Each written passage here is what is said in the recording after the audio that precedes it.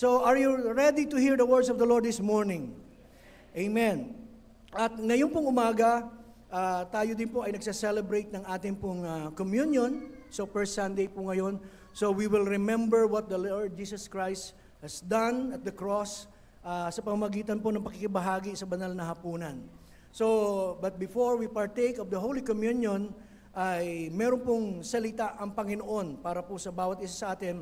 Na alam po natin na every time na tayo po ay mag-gather, nandun po na laging meron pong Word of God that will speak into our hearts, magdadala sa atin sa pagbabago, magdadala sa atin sa mas malalim na pananampalataya, at magdadala sa atin sa yung bang masigla pa nating relasyon sa Panginoon. No, sapagkat ang salita ng Diyos ay mangungusap sa buhay po ng bawat isa, at ito po'y buhay. No, ito po'y buhay. Ang mahalaga lamang, ituon po natin yung ating pandinig sa Panginoon, at hindi lamang po basta pandinig, kundi yung pakikinig po ng ang kahulugan ng tamang pakikinig ay yung pakikinig na inuunawa mo. Yung kung ano yung sinasabi ng iyo pong, di ba? Yung nakaraan na i-share ko po is about a hearing heart. Marami naman kasi nakikinig eh. Lahat naman tayo pare-parehas na narinig. But there are those who have an hearing heart na kung saan pagkatapos niyang marinig ang salita, hindi lamang mananatili sa kanyang pandinig, kundi nandun po na papasok hanggang sa kaibuturan ng kanya pong puso, at pagkatapos ito po'y ipamumuhay niya. So yun po yung tamang pakikinig, na pagkatapos mong mapakinggan ang salita ng Diyos, nandun po na inia-apply po natin sa pang-araw-araw po nating buhay. So what's the use of the Word of God, at paano po tayo aasa pa ng pagtatagumpay sa buhay po natin bilang mga Kristiyano, kung ang mga panukala at yung mga prinsipyo na itinuturo ng Panginoon ay hindi naman natin gagawin. So kapag hindi natin ginawa, parang sa mga anak lang natin yan. May iniutos tayo, may pinagagawa tayong mabuti, meron tayong payo sa kanila. Pag hindi nila ginawa, ano po nangyayari kadalasan? Napapahamak sila. Pero tayo po, lahat ay naging anak sa pagkakataon po na tayo po ay nakinig sa magulang natin.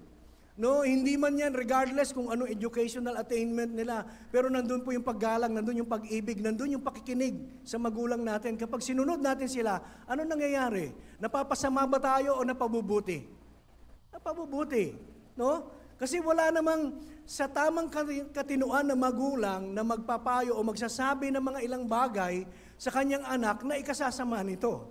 Amen? At walang salita ng Diyos na kapag sinunod mo ay magbibigay ng kapahamakan sa iyo.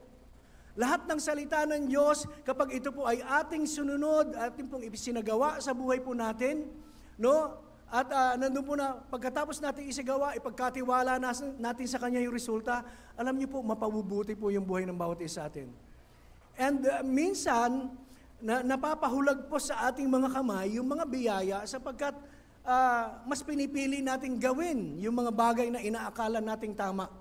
Yung mga sarili nating pagpapasya. Instead of what the Lord God, the Word of God, sinasabi sa atin. So kung ano yung sinasabi ng salita, yun po yung gawin natin. That's why we say Amen to the Word of God. We agree with what the Word of God says. Kaya tayo nag-i-Amen. So ngayon pong umaga, let us open our Bible sa Galatians chapter 6, verse 14. So, basahin po natin. At the title of our message is, I will boast in the cross of our Lord Jesus Christ. Ang ipagmamalaki ko ay ang krus ng ating Panginoong Jesucristo. So sa Galatians chapter 6, verse 14, sabi po sa NASB o sa New American Standard Bible, but may it never be that I would boast except in the cross of our Lord Jesus Christ, through which the Word has been crucified to me, and I to the Word. So, purihin po ang Panginoon sa pagkabasa ng Kanyang salita. Sabi po sa Tagalog, huwag nawang mangyari sa akin na ipagmalaki ko ang anumang bagay bukod sa krus ng ating Panginoong Jesucristo. Sapagkat sa pamamagitan nito, ang mundong ito'y patay na para sa akin at ako na may patay na rin sa mundo. Amen? So, sa madaling salita, si Pablo po ay nagpapahayag na wala na po siyang ibang ninanais sa kanya pong buhay, kundi ang makilala ang Panginoong Jesucristo. at patuloy na maranasan yung ginawa ng Panginoon sa kanya pong buhay. At makita yung kanyang sarili na ito ipatay na sa mundo para sa mundo. Ibig sabihin, wala nang yung bang panghalina ang sanlibutan sa kanya. Hindi na siya naaakit ng mga bagay ng sanlibutan. Bagkos, ang gusto niya ay ipamuhay kung ano ang sinasabi ng salita ng Panginoon. At ipahayag yung tapos na ginawa ng Panginoong Jesucristo sa krus ng Kalbaryo. So, basahin nga po natin sa Good News Translation, sa Galatians chapter 6, verse 14. Tingnan lang po natin. Galatians chapter 6:14 sa Good News Translation. Sabi po, as for me, however, I will boast only about the cross of our Lord Jesus Christ, for by means of His cross, the word is dead to me, and I am dead to the word. So, tayo po ba ay patay na rin sa sanlibutan? Yung bang katulad ni Pablo sa kanyang kalagayan, and what a glorious word and truth that our hearts must see and receive unto us. Yung bang napaka-glorious na salita, napaka-makapangyarihan, totoo, na kung saan dapat nating tanggapin. Na katulad ni Pablo, sabi niya, wala akong ibang ipagmamalaki at pagyayabang. Paul had only one boast. Isang bagay lamang pinagmamalaki niya. And it was not human ability. Hindi yung kanyang talino, hindi yung kanyang kalakasan, hindi yung kanyang educational attainment, hindi yung kanyang yung kalagayan sa aspeto ng pinansyal na pamumuhay. Hindi po yung yaman ang pinagmamalaki po ni Pablo. Lalo niya nung nakilala niya ang Panginoon. Sabi po, Paul had only one boast, and it was not human ability or willpower, yung kakayanan niya na gawin yung mga bagay. Kasi matalino siya eh. Mataas yung bang pagkakilala sa kanya sa society. So, malaki yung kanya impluwensya. Pero hindi niya ipinagmamalaki yun. Lalo na nung nakilala niya ang Panginoon, sabi nga niya, ang lahat ay tinuturing niya ng dumi ng hayop o basura, no? Kapalit ng mas lalong mahalaga. Sabi po, ang makilala niya ang Panginoon. Ngayong umaga, do you want to feel the presence of the Lord? Bakit po ba tayo pumupunta ng church? O bakit tayo minsan sa sarili po natin, sinasabi natin, Lord, I want to feel you. Si Pablo po, hindi po ganun ang kanyang sinasabi. I want to feel your presence. No. Bagamat tama po yun. Gusto natin maramdaman ang presensya ng Diyos. Pero hindi po tumitigil si Pablo doon sa gusto niyang maranasan, maramdaman ang presensya ng Diyos. But Paul wants to know more about his God. Kaya yun po yung gusto sabihin sa atin ng Panginoon ngayong umaga, ngayon pa lang, sa panimula po natin. Hindi lamang po pakiramdam. Yung bang, Lord, I want to feel you. I want to feel your presence. But sa ating pong pag-aaral, Lord, I want to know you more through your words that I would be hearing. Lord, sa pamamagitan ng mga salita na aking mapapakinggan, gusto kong makilala kita. Ayoko lang yung kasi pag feelings lang, di ba? Paano pagpunta natin? Kanina, alam ko yung pakiramdam natin doon sa pagpupuri pananambahan, lalo na kapag when we speak the name of Jesus, nabe-bless po tayo eh. Pero sometimes, nauuna yung emosyon natin na naiiyak tayo na tapos pakiramdam natin yes, the presence of the Lord is there and is here. Nandun po na nararanasan natin siya. Pero ang gusto ng Panginoon, hindi lang natin siya maramdaman. Ang gusto niya, maranasan natin siya sa pamamagitan ng mga salita na ating naririnig, makilala natin siya. Makilala natin siya. At sa bawat araw ng buhay po natin, yun po yung marapat lamang na goal natin. Yung makilala ang Panginoon sa bawat araw ng buhay po natin. Kasi alam niyo po, dun sa mga naririnig natin about God, mga tinuturo sa atin, He is our healer, He is our friend, He is our comforter, He is our, di ba marami? Pero alam niyo po, marami pang gustong ipakilala ang Diyos sa buhay po natin na kaya niyang gawin sa bawat isa. Amen? At bawat umaga, yung bang inaantay niya o inaasahan niya sa bawat isa atin na maging ganun yung puso natin. Lord, I want to know you more. Parang yung awit na kinakanta natin. Lord, I want to know you more. Deep within my soul, I want to know you, Lord. And I would take my final breath to know you in your death and resurrection. Yun po yung dalangin ni Pablo eh. Inawit lang natin. No, yun yung kanyang desire. To know God more intimately. Gaano na ba kalalim ang pagkakilala natin sa Panginoon? Gaano na ba kalapit yung pagkakilala natin sa Diyos? Dumarating na po ba tayo doon sa kalagayan na tayo po ay anak? O marami pa rin sa atin ang pagtingin sa sarili nila ay servant pa rin ng Panginoon, lingkod lang. No, He is our Abba Father. So, He is our Daddy God. So, tayo po ay mga anak ng Diyos. Amen? Sabihin mo nga sa katabi mo, ikaw ay special child ng Diyos. parang ayaw nyo. May karugtong naman po yun. Ikaw ay special child. Ay talagang magre-react yung katabi mo. Special child. Normal ako. Ay normal naman tayo. No, pero hindi lang tayo basta normal and natural, but we are supernatural being, no, through our Lord Jesus Christ. So, yun po yung kalagayan ni Pablo. Na kung magiging ganyan po yung puso ng bawat isa, magiging malago po yung ating relasyon sa Panginoon. No, hindi po tayo mahihikayat ng bagay ng sanlibutan na mas yung bang ma-enjoy natin yung mga iniaalok ng sanlibutan kaysa sa inaalok ng Diyos. Dahil sa totoo lang po, si Pablo magmula nung makakilala siya sa Panginoon, wala na po siyang ibang tiningnan, kundi ang Panginoon. Kung paano niya maipapangaral, kung paano po niya maipakakilala si Jesus, no, sa ibang tao, doon sa ibang mga nakakasalamuha niya, na kung paano siya pinagpala, kung paano siya binago, na pinaka-chief sinner ang tawag niya sa kanyang sarili. Sabi po, maipakilala niya ang Panginoon na nagbago sa kanyang pong buhay. And that is our goal. Hindi po tayo niligtas ng Panginoon para lamang po enjoy yung mga blessings na binayaran niya sa krus ng Kalbaryo, kundi God wants to use us as a channel of blessing, nandun po na makakilala yung maraming tao na nakapaligid po dyan sa atin. No? Marami po tayong testimony about the goodness of the Lord, about how God moves miraculously in our lives.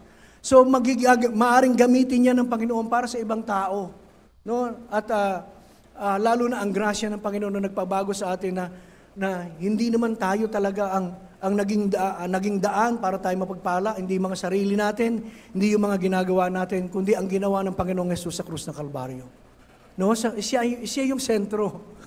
Siya yung dapat atensyon, sa kanya nakafocus yung atensyon ng tao. So, si Pablo po, kaya niya nasabi ito sapagkat alam niya na sa mundo, maraming tukso.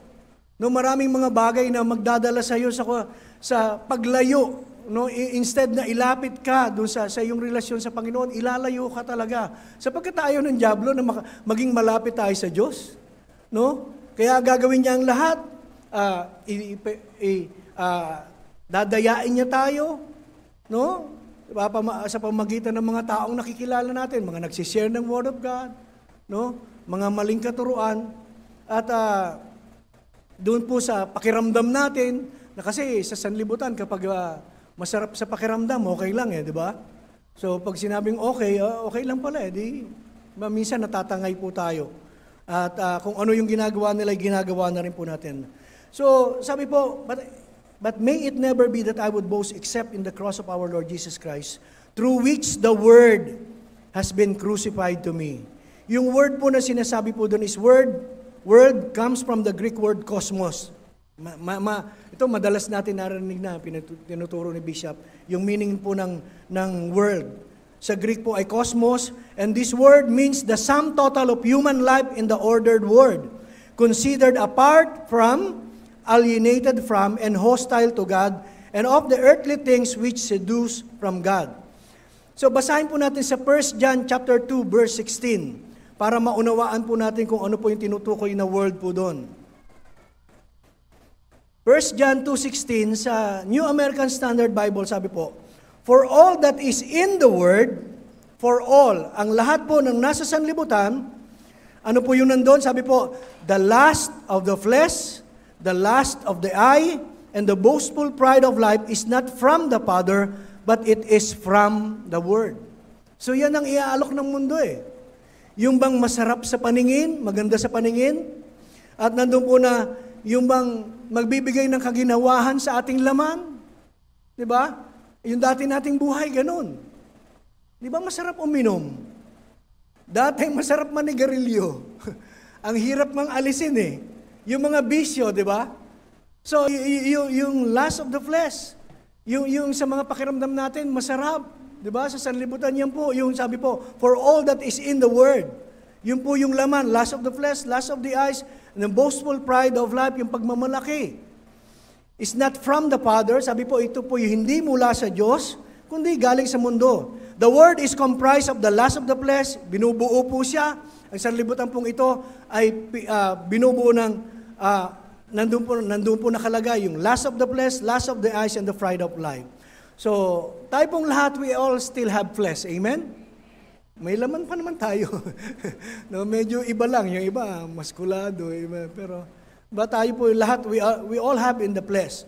Have flesh. So, and we are still in the flesh. And as long as we remain alive on this earth, nandyan tayo. But God wants us to see that He has provided victory over the world. Binigyan niya na tayo ng kakayanan para po mapagtagumpayan yung pong sanlibutan, yung lust of the flesh, lust of the eyes, and yung pride of life. Kaya lang, nandun po na sa unang mga pagkakataon, remember when you got born again? Naalala niyo pa ba nung bago kayo na born again? Minsan masarap balikan, no? Yung bang, kaya lang naiiyak ka naman pagbabalikan mo. Kasi kung paano ka inalis ng Panginoon doon sa kadiliman at dinala ka sa liwanag, talagang maiiyak ka. Talagang mamamangha ka kung paano at matatanong mo sa sarili, Lord, sino ba naman ako? Sabi ni David, who am I that you are mindful of me? Lahat tayo natanong natin yan, Lord, sino ba naman ako? Para alisin mo pa doon, bigyan ng ganitong buhay, dalhin sa liwanag. Parang di ba, mas unahin mo na yung mas mababait sa akin. Pero hindi po Ang pag-ibig ng Diyos para sa lahat. Amen? Kaya ngayong umaga, ano man ang kalagayan ng bawat isa atin, kung hindi ka man leader, sabi mo, ordinaryong membro lang ako Yung pag-ibig ng Diyos sa ordinary member at sa bishop, parehas. Walang pinag-iba yun. No, walang special doon. Parang pag leader ka, parang mas mahal ka ng Diyos. Hindi. Parehas lang tayo. Kaya pantay-pantay. Ang mahalaga doon, ang gusto ko lang idiin doon is, ang pag-ibig ng Diyos para sa lahat. At hindi ang anumang kahinaan natin, hindi yung dati nating buhay ang magpaglalayo sa atin sa pag-ibig ng Diyos. No? Hindi tayo malalayo sa pag-ibig ng Diyos. Lagi niya tayong yayakapin. Kaya lang may pagkakataon po talaga na nanghihina tayo, human as we are, sasabihin na sapagkat kami ay tao lamang. Pero hindi na nga natin kinakanta yun, sapagkat kami ay tao lamang. Kasi hindi tayo basta tao lang Hindi tayo basta simpleng tao lang na average yung ganun po. Yung parang, special po tayo sa harapan ng Panginoon. Nilikha tayo ayon sa kanyang wangis. Napaka-importante natin sa Panginoon. Ang value natin, ano po ang pinambayad ng Panginoon? Ang kanyang dugo, ang kanya pong sariling buhay. Kaya kung sasabihin natin na hindi tayo mahalaga sa Panginoon, ilang beses at matagal na panahon natin iniisip yan, alam niyo po, paulit-ulit na sasabihin sa atin ng Panginoon, mahal na mahal kita. Ibinigay ko ang aking buhay sa iyo at tinigis ko ang aking dugo para sa ikalilinis mo. Para magkaroon ka ng buhay, panibagong buhay na kung saan ma-enjoy mo yung mga biyaya na binayaran ko sa krus ng Kalbaryo. Pero talagang totoo po na may mga pagkakataon na nanghihina po tayo. Aminin. Tayong lahat, may panahon na parang you don't feel like going to church, you don't feel like praying. Parang minsan, yung prayer, lalo na kapag medyo naantala yung pagdating yung sagot, parang inaakala lang natin, parang lang naman tong natin, parang ako na lang ba lagi, aatin ako, magbibigay ako, parang ako na lang ba ang magbibigay, tapos ang Lord, dinidelay yung blessing. Parang minsan, parang ganun no? Alam niyo po, nandun na, at yung mga samot-saring problema doon dumarating po sa buhay po ng bawat isa sa atin, minsan nagdadala sa atin sa panghihina, no? At minsan panghihinawa sa ating pong pananampalataya. Pero tayo po na nakatayo po sa nakatungtong sa grasya ng Panginoon, alam ko naman na minsan feeling lang eh. Kasi kadalasan kapag may narinig ako nagsasabi, alam mo pastor, pakiramdam ko. Pakiramdam ko, hindi na ako malam. Pakiramdam ko, hindi ako sinasagot. Sabi ko, pakiramdam mo lang yan. Ikaw na rin na sumasagot sa mga tanong mo sa Panginoon eh. Na yung sinasabi mo na nga, pakiramdam mo. So pakiramdam mo, ang pakiramdam ay medyo madaya po ang pakiramdam. No, kayang dayain minsan, yung mga anak nga natin, sasabi, masakit ang ano ko, hindi ako makakilos. Kaya ikaw na muna maghugas. Ganun lang naman, di ba? Pakiramdam, minsan hindi ano yan eh. Minsan naman, may naramdaman lang tayong konti, kaya naman, bearable naman, pero sabihin natin, masakit talaga. So, nandun po na, yung pakiramdam, hindi po siya stable. No, may mga kung pakiramdam mo ngayon, maaring mamaya, mawala. No, minsan nga, kaya nga kung ibabase, maging sa pag-ibig natin sa Diyos, kung ibabase lang sa pag-ibig natin, no, yung tatanggapin nating biyaya, malamang hindi tayo makatanggap lagi ng biyaya. Kasi sabi natin, kung ayon lang sa pag-ibig natin, minsan mahal na mahal natin ng Diyos eh. May umaga na gising natin, talagang naku, marubdob yun. May umaga naman na, lalo na kapag nakaharap mo kaagad ng problema, parang hindi mo maibigay yung katulad ng pagmamahal na naibigay mo kahapon sa Panginoon. So, ibig sabihin, yung feeling, passing lang siya eh. Kaya kahit sa relationship, di ba, yung sasabihin ng lalaki sa babae, mahal kita. Kapag hindi rin lang totoo, lilipas, ano lang eh. Kasi hindi yung pakiramdam lang eh. Ang nakaano po yan, nakabase sa talagang yung bang intensyon ng puso doon sa pag-ibig na gusto ipadama. So sa Panginoon, mahal na mahal tayo ng Diyos. Kaya lang, may mga pagkakataon po na talagang dumadating po talaga yung panghihina din.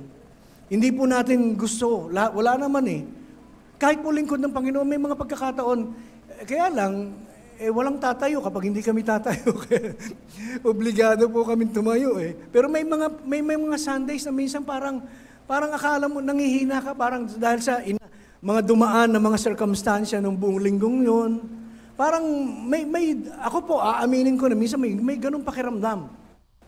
So, miski yung mga appetite mo sa mga spiritual na bagay, kung magiging totoo lamang po tayo, kung yung mga appetite natin, yung gana natin sa spiritual na mga bagay, minsan nawawalan tayo ng gana. Lagi ba kayo maganang kumain? Hindi rin, di ba? At when someone gets sick or sickly, one of the first sign is a loss of appetite. Kapag ang isang tao po ay may sakit, nawawalan po siya ng gana sa pagkain. No, a healthy person is someone with a good appetite. Sino po dito yung maganda yung appetite, lalo sa pagkain? Sorry, mag-amen ka na. Mag-amen na rin ako. Maghanap po kami kumain, pero as time goes by, pag dumadagdag pa lang edad mo, now I know, I therefore conclude, kapag umiidad ka na, medyo yung gana mo sa pagkain, ngayon mas marami kang kinukonsider na eh. Ano ba, life without rice or keto diet? Pero hindi po. Isang palatandaan po na, di ba, ang tao nanghihina, may sakit, ay nawawala po yung appetite. But a healthy person is someone with a good appetite. May mga pagkakataon, dumarating po sa atin kapag may sakit po tayo, hindi tayo makakain. Kahit po yung pinaka-paborito natin pagkain. No? Yung bang parang wala kang sigla, pati sa pagkain. Pag may nakanyan yung pagkain, ayoko, masakit yung pang ako, ayoko na, napapagod na ako kumain. No? Yung bang kinaanuhan po natin, kinatatabangan. And kapag, minsan nga, kapag may sakit ka, pag may pagkain na niyan, parang lalo ka nagkakasakit eh. Yung mga ayaw mo. So, kapag nagpatuloy po yung ganong kondisyon na nawalan ka ng gana, ano po mangyayari sa isang taong nawalan ng gana sa pagkain, wala yung appetite niya, tapos may sakit pa siya, ano mangyayari sa kanya? Di ba, manghihina, at eventually pag nanghina ka, you die. No, pinakadulo nun, di ba? Manghihina ka, hindi mamamatay ka.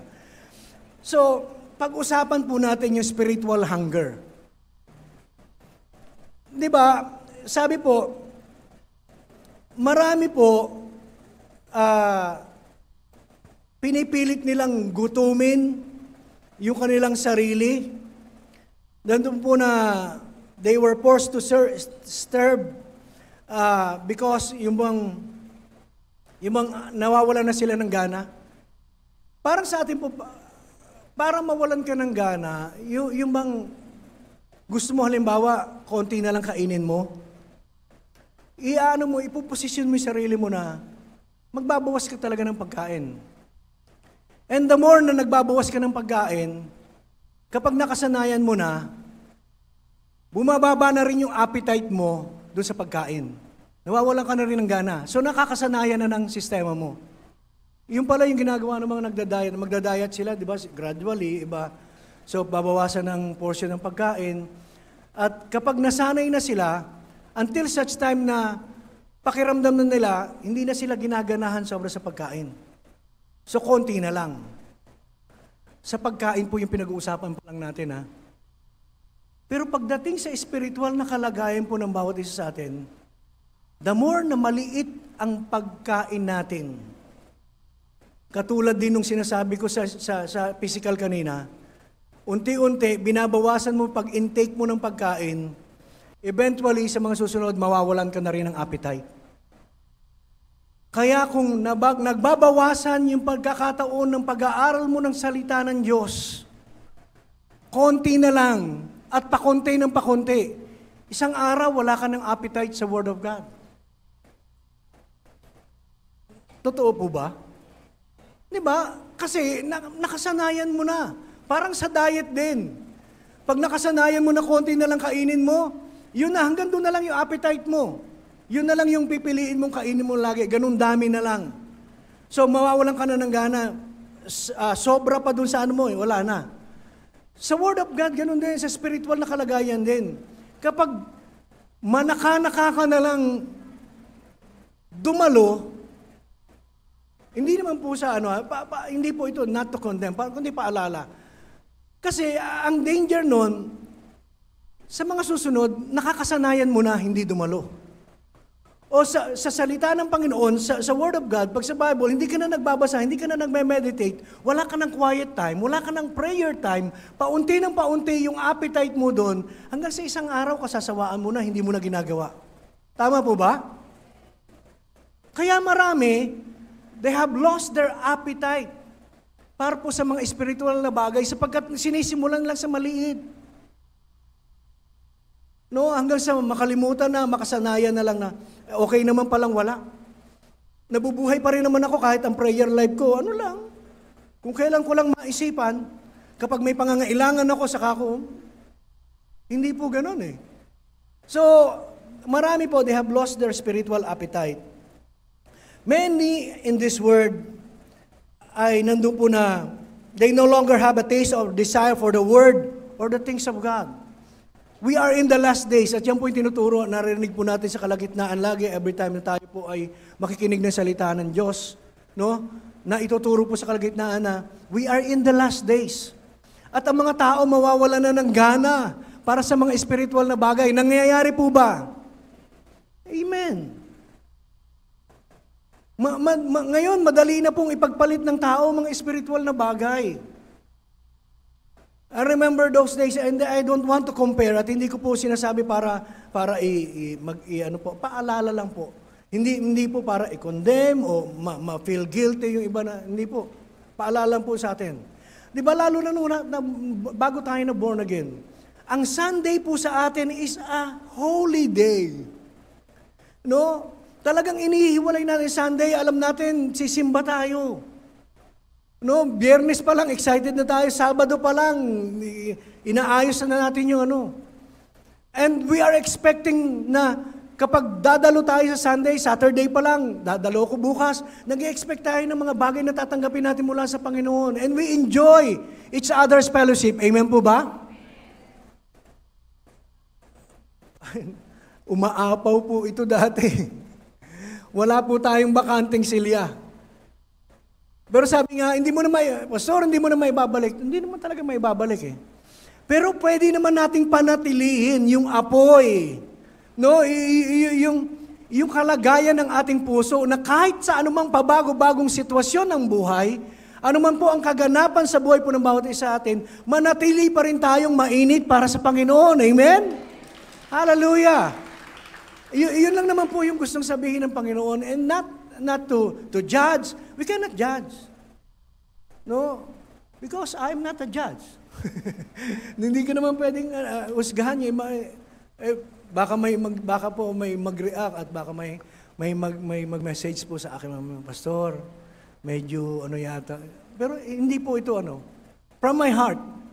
Kaya ko lang po sinasabi, at wala pong kinalaman si Bishop, wala pong kinalaman niya. Sa sarili ko lamang po sinasabi ko po ito na, di ba ganun tayo dati? Hindi po natin gusto na ibalik sapagkat hindi natin kaya na ibalik. Iba na yung panahon ngayon. No? Yun naman ang sasabihin ng mga tao. Hindi na kasi, iba na yung panahon noon, iba yung ngayon. Yes. Pero hindi nagbabago ang Diyos eh. Hindi nagbabago yung pag-ibig niya. Hindi nagbabago yung pagnanais niya na gawan ka ng mabuti. At bilang kawangis ng Panginoon at nandun po na pinapadumahan ng grasya ng Panginoon, our positive response should be, nandun po na, kung ano lang yung kaya natin ibalik.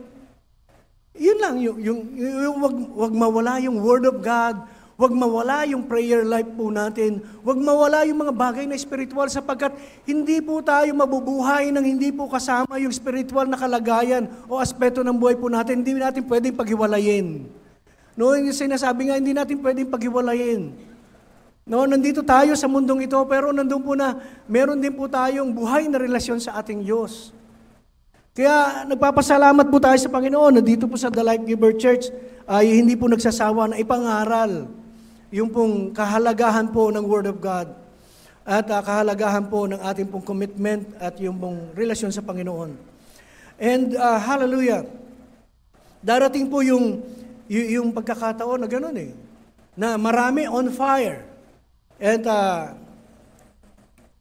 hallelujah, noon po nag-uunahan sa unahan eh.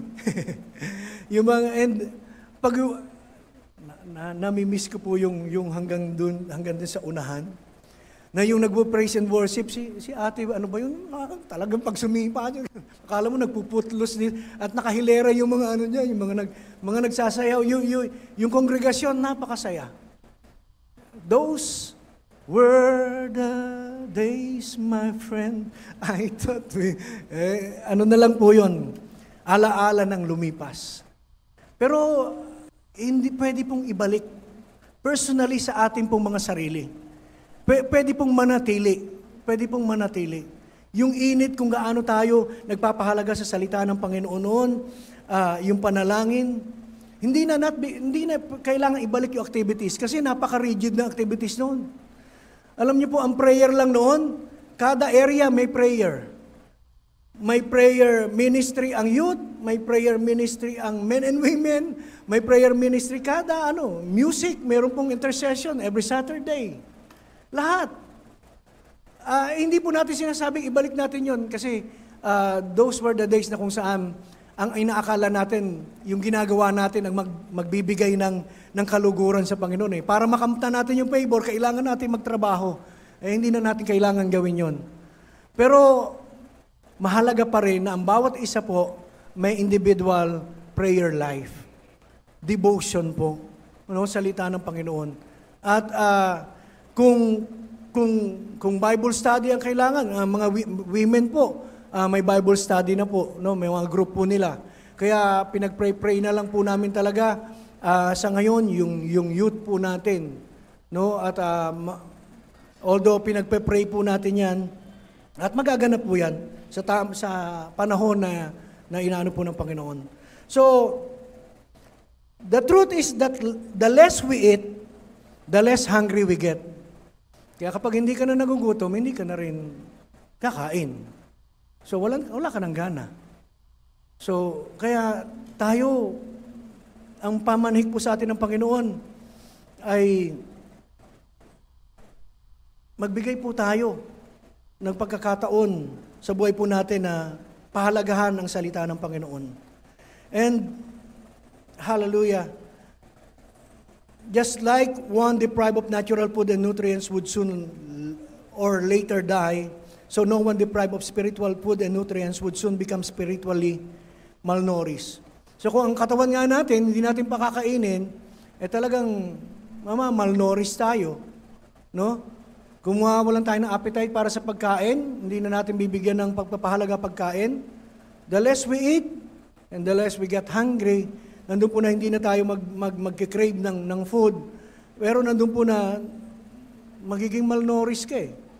So ganun din, in our spiritual life, less of spiritual things from God, nandun po na panalangin, Word of God, yung mga basic po natin na kailangan, ay nandun po na madideprive po tayo ng nourishment at madideprive po tayo ng pagbubunga. Kasi nandun po na, sa John 15 verse 5 hanggang 7, sabi po, basahin nga po natin sa John chapter 15 verse 5 hanggang 7. John 15 verse 5 hanggang 7. Sabi po, I am the vine, you are the branches. He who abides in me and I in him bear much fruit. For apart from me, you can do nothing. Verse 6, if anyone does not abide in me, he is thrown away as a branch and dries up, and they gather them and cast them into the fire, and they are burned. 7, if you abide in me, and my words abide in you, ask whatever you wish, and it will be done for you. Kapag tayo po ay mananatili sa Kanya, siya ay mananatili sa atin, sabi po, tayo po ay magbubunga. So kung less yung appetite natin sa ating pong pakikipagrelasyon sa Diyos, paano tayo makakapanatili at paano tayo makapagbubunga? No, sapagkat siya lamang sa Kanya po galing ang ugat at siya rin po yung nagbibigay daan para po tayo bilang mga sanga ay mamunga. So hiwalay sa Kanya, wala po tayong magagawa. Kaya less of the spiritual things na meron po tayo ay yun po yung magaganap sa atin. So a disciple, in order to be strong and fruitful, need to abide in Jesus or abide in the Word, and the Word abide in Him. Manatili tayo kay Kristo at si Kristo manatili sa atin at Kanyang mga salita. Yun po yung kailangan para tayo po ay magbunga. So lahat po tayo ba ay gusto nating magbunga? So let us abide in Him, abide in the Word of God. And let Christ abide in us.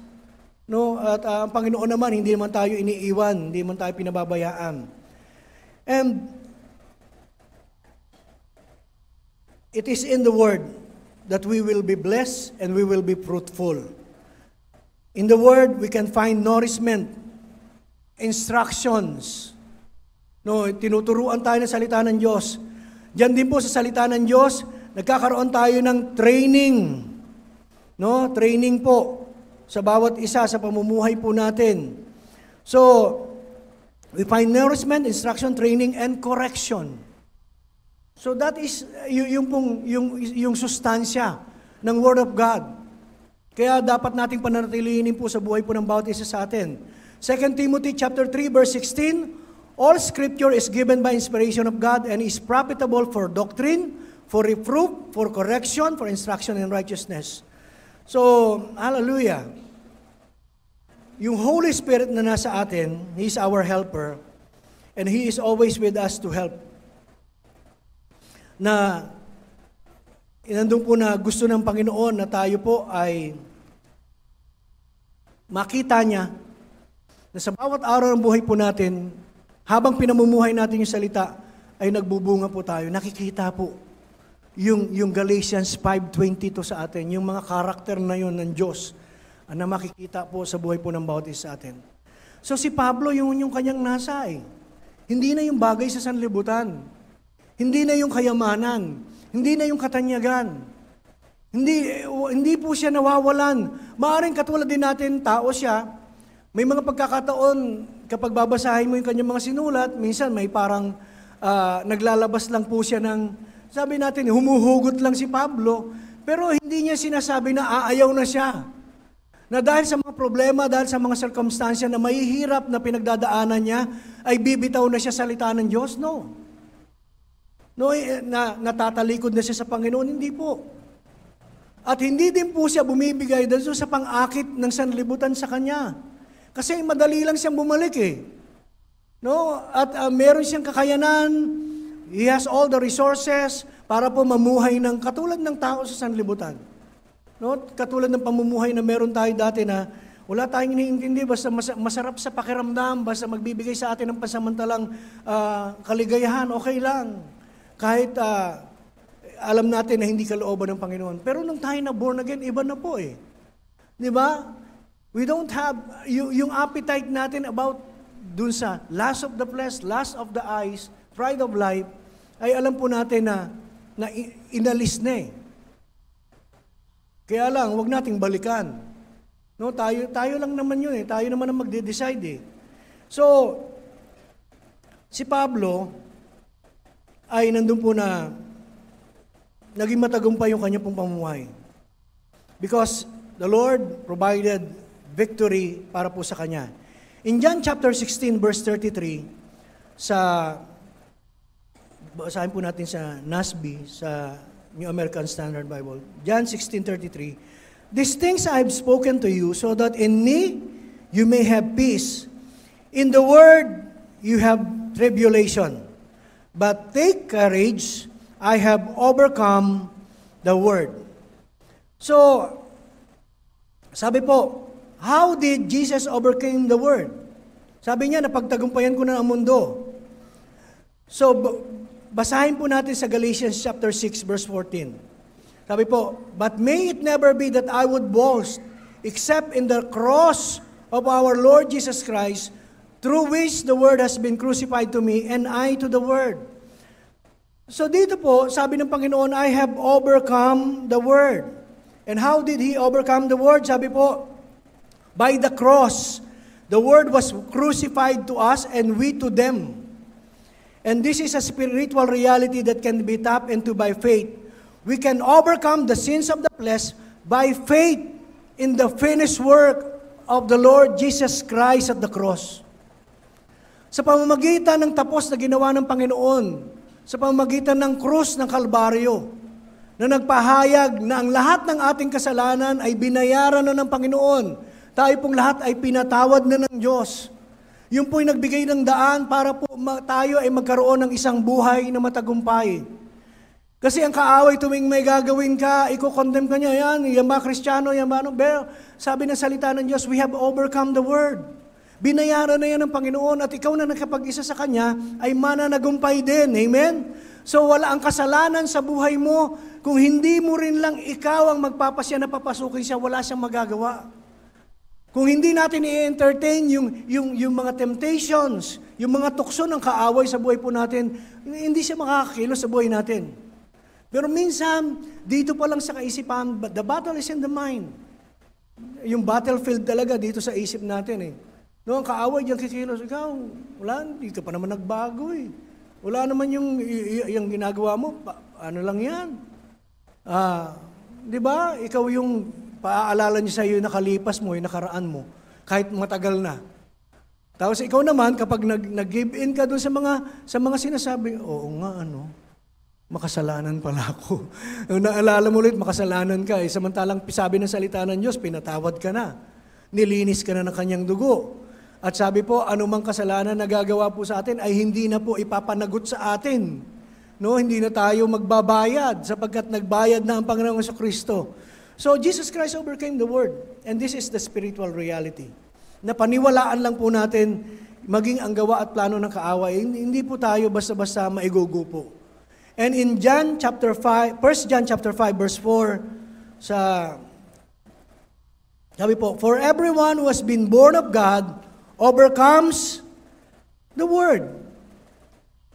For everyone who has been born of God overcomes the Word. Lahat po ng mga born again. Sino po yung mga born again? Amen. Tayo pong lahat. Sabi po, for everyone who has been born of God overcomes the Word. And this is the victory that has overcome the Word, our faith. So do you have faith in the finished work of the Lord Jesus Christ? Amen. We are victorious. No, kaya natin paglabanan ng lahat. So if you are born again, you have overcome the world, the sins of the flesh.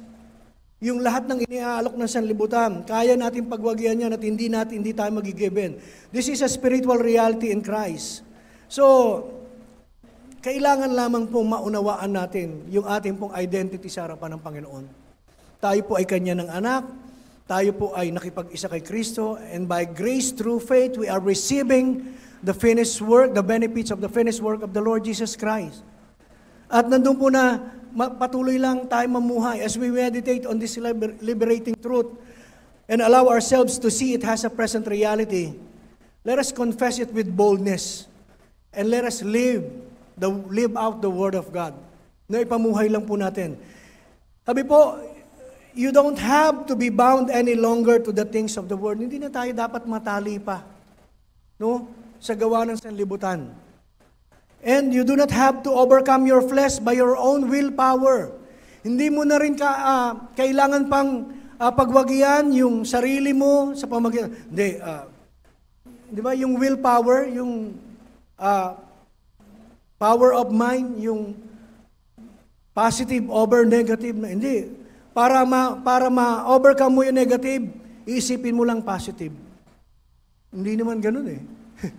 Kailangan po ng pananampalataya, kailangan po natin ang ating pong buhay na relasyon sa Panginoon. Ang kagandahang loob ng Diyos ang kumikilos sa buhay po ng bawat isa. So believe it in our heart and confess it with our mouth, and we will experience the victory of the Lord na binibigay niya po sa bawat isa sa atin. Amen? Hallelujah! At kahit na ano pa man po ang pambubuyo ng kaaway, panunukso ng kaaway sa atin, pag alam mong nilinis ka na, pag alam mo nang tinanggap ka na ng Panginoon, mahal na mahal ka niya, hindi ka naman kakawala na at huhulagpos pa sa kanyang pagkakayakap eh. Di ba? Minsan nga, yun lang ang kailangan natin, yung yakap ng Panginoon eh. Parang sa mga anak lang yan na nag-aalboroto, minsan kapag nagtatantrums, ang gagawin mo lang, yayakapin mo sila. Pag nayakap mo na mahigpit, maya-maya yan, hindi na kumikilos yan. Nag-aano na yan. Surrender na sila, no, sa kanila pong mga parents. So, at lalo na kapag naramdaman nila yung concern at yung pag-ibig. At tayo naman, sa bawat araw ng buhay po natin, yung pag-ibig ng Diyos, hindi nagmamaliw. Hindi nagbabago yung lalim, yung, sabi ko, yung lawak, hindi po nagbabago eh. Kaya nandun po na anuman ang nag-hold sa atin, anuman yung bang minsan ay yung bang pagkilos ng kaaway sa atin na ginagawa na ang ginagamit po ay mga bagay ng sanlibutan. Lahat po ng iyan, ginawa na po ng Panginoong Jesucristo na bayaran sa krus ng Kalbaryo. Jesus did it for us by the way of the cross. Sa pamamagitan ng krus, ng kanyang pagkabayubay, sa pamamagitan ng kanyang paghihirap, sa pamamagitan ng kanyang pagtanggap ng lahat ng kasalanan po natin, dinala niya, binata po niya, para tayo po ay mapawalang sala at magkaroon ng buhay na walang hanggan. No, buhay na ganap at kasiyasiya. Yung buhay na ganap at kasiyasiya, yung meron kang kapayapaan sa gitna ng kaguluhan. No, yung meron kang kagalakan sa gitna ng malungkot na mga pangyayari sa sanlibutan at sa kapaligiran mo. No, iyon po yung buhay na ganap at kasiyasiya, kahit na konti lang yung sabihin na natin sa larangan ng pananalapi, pero may kapayapaan ka, maayos ang iyong pamilya. And even I myself, sabi ko sa family ko, hindi ko naman kailangan ng sobrang ng attainment ng success na sobra. Miski nga po sa mga anak ko eh. Kasi kung standard ko, ibibigay ko sa kanila, mataas ang expectation ko sa kanila. Parang, siyempre, parang ganti-ganti lang to. Mataas expectation sa akin ng mga magulang ko dati. Ipapapasan ko rin sa inyo. Parang ganun. At hindi po dahil magaling ako sa ilang bagay na yun, expect ko na magaling din sila doon sa isang bagay na yun. Hindi tayo pare-parehas. Pero lagi ko lang po sinasabi sa kanila, basta't maayos lang kayo. Basta't yung bang wag mo lang ipapahiya yung sarili mo. Yung sa akin, mapahiya ako, medyo kaya ko nang i-handle. Pero ikaw yung maglalagay sa sarili mo sa kahihiyan, wag lang ganun. Wag lang yung bang mapapasama, di ba? Yung sabihin na natin. Ako sabi ko, hindi ka nag-honor, okay. Hindi ka nag-top, pero may alitap-tap ka, okay lang sa akin. Naalala ko si Denzel ng bata. Pa, sabi ko, top ka? Hindi po. Alitap-tap. Nung nag-aaral siya dito sa baba, alitap-tap daw ang nakuha. Hindi, yung mga ganun po. Kasi, di ba, iba, expectation, hindi po. Ngayon ko rin lang po napagtatanto na habang dumadagdag ang edad mo, dati yung pangarap mo, di ba, yung sumagana sa maraming bagay, sa lahat, material. Wala naman po masama. Kung ngayon, nasa edad, medyo, na po, advance na po yung edad nyo, pero ganun pa rin po yung pangarap nyo, okay lang po yun, wala namang masama. Pero yung sa akin po personally, kapag titingnan mo yung buhay, yung lahat ng mga tinatanggap mong biyaya, dapat nating pasalamatan eh. And if God open up an opportunity para mas lalo tayong mapasagana, why not? Di ba? Bakit hindi? Magpapasalamat ka pa rin. Pero alam niyo po, parang ngayon mapag-aano mo na, pag marami kang pera at kukunti yung pera mo, parehas din naman ang pakiramdam. Parehas din ang pakiramdam. No, yung bang okay lang. Dati, marami kong pangarap, di ba? At the age of, maglalagay ka pa nun, at the age of ganun. At the age of 20, at the age of 24, ayun, biglang nag-full time ako sa 20, ganyan. Bigla ako nag-full time, sabi ng tatay ko, anong mapapala mo dyan? Yung auntie ko, pinag-aaral ako, talagang ginapang ako para makapagtapos. Tapos bigla ako nagpastor. Sabi, anong mapapala mo? No? Ano papakain mo sa pamilya mo? At noong mga pagkakataon na ako po sabi ni pastor, mag-report ka na. Nakikita ng biyanan ko noon na sabi niya, paano mabubuhay yung pamilya? Sabi nga sa akin, mag-tricycle ka na lang. Mamasada ka, matoda po. Mamasada ka. Pero iba po yung tawag ng paglilingkuran sa Panginoon. At totoong may pagpapalit. So, nangyari, sumunod ka sa kalooban ng Panginoon. At wala namang pagbabago eh. Wala naman yung sabihin na yung no. Alam niyo, minsan tayo lang nagbibigay pag maraming pera at konti. Parehas din po yung kagalakan sa puso natin kapag kasama natin ang Panginoon. Amen? Yung basta nandyan, as long as there is that contentment from God, wala naman pong eh. Ngayon, pag binigyan tayo ng maraming yaman, praise the Lord, hallelujah, we are all blessed to be a blessing. Ngayon, yun na lang ang panalangin natin eh. Ako personally, gano'n. Pag binless ako ng mas higit, I will use it to bless others. Amen? Kaya ganun na po yung buhay natin. Ang mahalaga, whatever we have right now with God, our relationship, yung pong pagkakataon na binibigay sa ating maglingkod, pagkakataon na tayo po'y mamuhay, at nandun po na yung openness ng Lord na matuto tayo through the Word of God, yung pag-aaral natin ng Kanyang salita, gawin po natin, enjoy po natin. Enjoy po natin. So, at ang ipagmalaki natin, hindi yung mga isang araw, paglipas natin, pag yung uuwi na tayo sa Panginoon, haharap na tayo sa Kanya, hindi naman itatanong kung anong mga accomplishments. Dagdag yun, pero ibig sabihin na maganda naranasan natin dito. Pero doon, hindi naman niya tatanungin eh. Ano ba ang na-accumulate mong wealth doon? Hindi po. Kung paano natin ipinamuhay yung mga salita na ipinangaral sa atin at kung paano natin itong ibinahagi naman sa ibang nangangailangan, yun po yung mahalaga. Amen? Hallelujah. Kaya enjoy natin yung ating buhay Kristiyano and let us boast about the finished work of the Lord Jesus Christ. Let us boast about the cross of the Lord Jesus sa buhay po natin. Huwag na po yung mga natin. Pero keep on dreaming, keep on desiring ng mga bagay na sabi nga po, kapag desire naman na binigay ng Diyos yan, sabi po, He will give you the desires of your heart. Kapag Alam niyo ba yung mga desire na yun sa Panginoon din galing, lalo na yung mabubuting mga gusto natin. Sa Kanya din, siya rin may idea niya, nilalagay sa puso mo. Gusto mo magkaroon ng ganito para sa pamilya mo, siya rin ang bibigay. Kaya siya rin ang magpo-fulfill. Kaya sa lahat ng ito, babalik ka pa rin na ang lahat ng bagay darating sa iyo ayon sa Kanyang kagandahang loob. Sa Kanya maglumumula ang lahat ng pagpapala. So, yung trabaho, yes. Kapag pinag-pray mo sa Panginoon, pinagkatiwala mo sa Kanya, even yung paghahanap mo ng trabaho, bibigay sa iyo ng Panginoon yung mainam na trabaho para sa iyo, na hindi makakapaghadlang doon sa paglilingkod mo sa Panginoon, di ba? Hindi makapaglalayo sa isa Panginoon. So, let us boast about the cross of the Lord Jesus Christ and not boasting about the things of the world na meron pong tayong nakukuha o meron tayong inaakay tayo. No. Ang mahalaga po ngayon, hindi na po pagalingan, hindi na po payamanan ng dapat natin intindihin sa buhay. We are in the last days. Ngayon, palaguan na lang tayo ng spiritual na buhay natin. Ay patatagan na lang tayo, ibig sabihin, magpalakasan na lang tayo. No? So, praise God. Hallelujah. I hope na mayroon po tayong naunawaan na mensahe ng Panginoon ngayon po umaga. So, let us boast about the cross of the Lord Jesus Christ. At yung appetite po natin, panatilihin po natin. Appetite about the spiritual things of God, yun po yung mahalaga.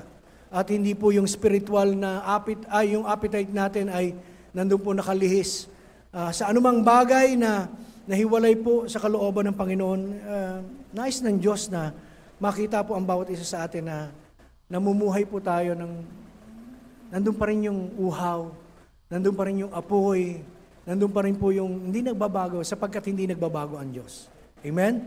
So, sa umaga pong ito, makikibahagi tayo sa banal na hapunan. Let us all remember what the Lord Jesus Christ has done at the cross. At alam niyo po, nandun po na ginawa niyang lahat ng iyan para tayo po ay lumapit sa Kanya. No? Tayo po ay, actually, hindi nga tayo ang inaasahan ng Panginoon na lalapit sa Kanya. Kasi sa dati nating kalagayan, lalo na yung makasalanan, di ba, hindi tayo lalapit eh. Nahihiya tayo, natatakot tayo na baka i-reject tayo ng Lord. Pero nandun po na, sa ngayon na tayo po'y hinanap ng Panginoon, siya yung lumapit sa atin, dinala niya tayo sa Kanyang kaharian, sa Kanyang paghahari sa buhay natin, nandun po na ngayon, malaya tayong makalalapit lagi sa Kanya at magpapasalamat. Alalahanin po yung mga ginawa ng Panginoon. At ang pinakamainam po niyan ay nandun po na yung Kanya pong ginawa sa krus ng Kalbaryo ay maalala po ng bawat isa. So, aalalahanin po natin as we eat the bread, let us also claim na sa pamamagitan ng mga latay na tinanggap ng Panginoong Hesus, tayo po ay tatanggap ng kagalingan. Amen? Hallelujah. At ang kagalingan po, hindi po yan natapos na noon, at ito po ay mananatili magpakailanman na pinagkakaloob ng sa bawat isa po sa atin. Maging pag-aalaala po sa Diyos, sumisimbolo ng banal na dugo ng Panginoon, pag-alaala na kung tayo lahat, laging ito po ay pagsasabi na pinabanal na kita, nilinis na kita, kaya you can have and you have the access, sabi po sa Kanyang trono sa lahat ng pagkakataon, at nandun po na tayo po ay tanggap ng Panginoon sapagkat nilinis niya na tayo, pinabanal at nakipag-isa sa Kanya. Amen? So,